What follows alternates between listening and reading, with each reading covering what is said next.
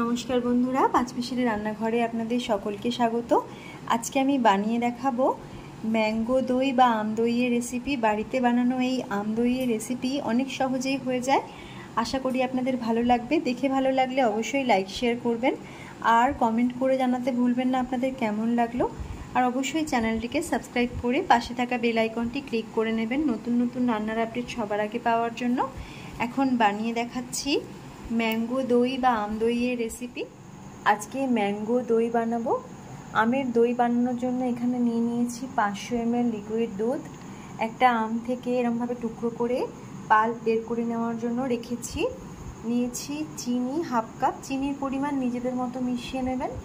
নিয়েছি টক দই 2 টেবিল চামচ মতো, জল ঝরাতে দিয়েছি। প্রথমেই মিক্সির মধ্যে দিয়ে দেব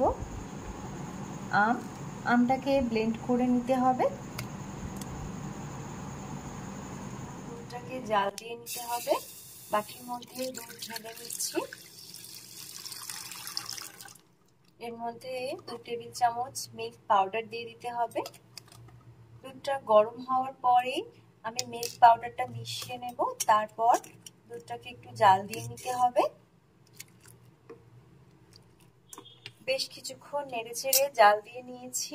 এবার দিয়ে দিচ্ছি চিনি।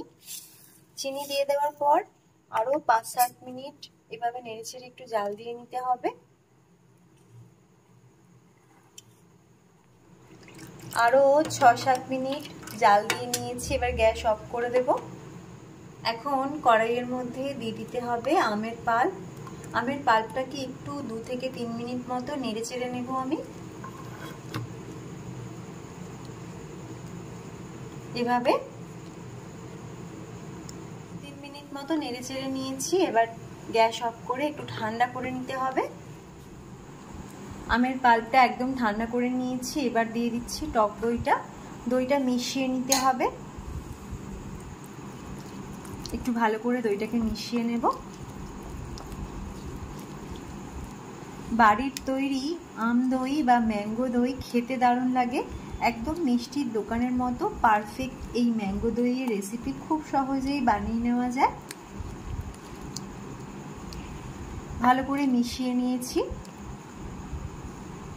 এবার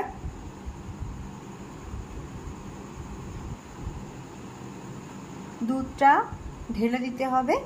এখানে একটু দেখে নিয়েছি।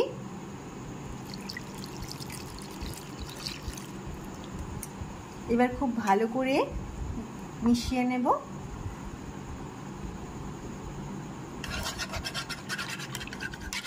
এইভাবে একটু ভালো করে মিশিয়ে নিচ্ছি। একদম ঠান্ডা দুধ দেওয়া যাবে না, হালকা গরম থাকতে থাকতেই এটা দুধটা ঢেলে দিতে হবে।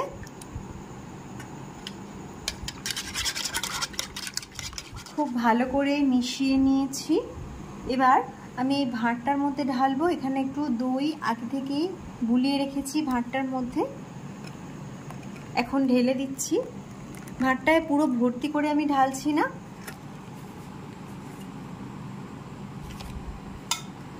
আরও একটু এক্সট্রা থেকে যাওয়া দই নিয়ে অন্য একটা ছোট ভাঁড়ের মধ্যে বসিয়ে নেবো। এখন কাগজ দিয়ে আমি মুখটা মুড়ে নিচ্ছি।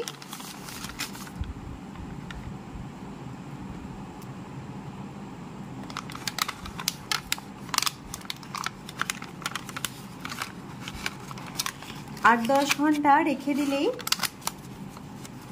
এটা বসে যাবে। এখন একটা এরকম বড় ডেচকি মতো নিয়ে নিয়েছি। এর মধ্যেই আমি দুটো ভাঁড় বসিয়ে নিচ্ছি। এক্সট্রা থেকে যাওয়াও দইটাও আমি এর মধ্যে বসাবো বলে আর একটা ভাঁড় নিয়ে নিয়েছি। আর কাগজ দিয়ে মুখ দুটো মুড়ে নিয়েছি। একটা মোটা তোয়ালের মতো দিয়ে চাপা দিয়ে একটা উপর থেকে থালা আমি ঢাকা দিয়ে দেবো। মোটামুটি 8 ঘন্টা মতো রাখলেই হবে, বা সারা রাত রেখে দেওয়া যেতে পারে। এখন আমি এভাবে রেখে দিচ্ছি। মোটামুটি 8 ঘন্টা পর আমি ডেচকিটা বার করে নিয়েছি। এখন দেখতে হবে দইটা কেমন বসেছে।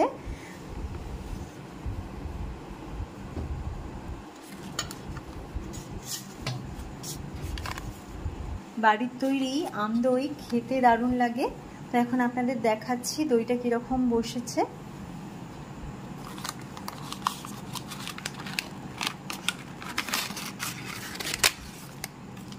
খুব সুন্দর বসেছে এটা।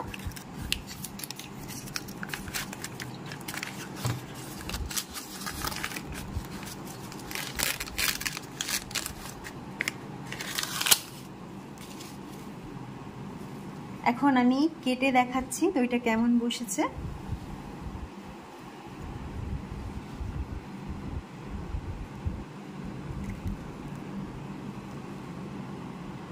দেখুন খুব সুন্দর এটা লাগছে, খেতেও দারুণ লাগবে। এখন আমদই একদম রেডি। এবার ঠান্ডা ঠান্ডা খেতে হলে এটাকে ফ্রিজে রেখে খেলেই হবে। এখন একদম রেডি হয়ে গেছে আমদই। আপনারাও ট্রাই করতে পারেন, আশা করি ভালো লাগবে।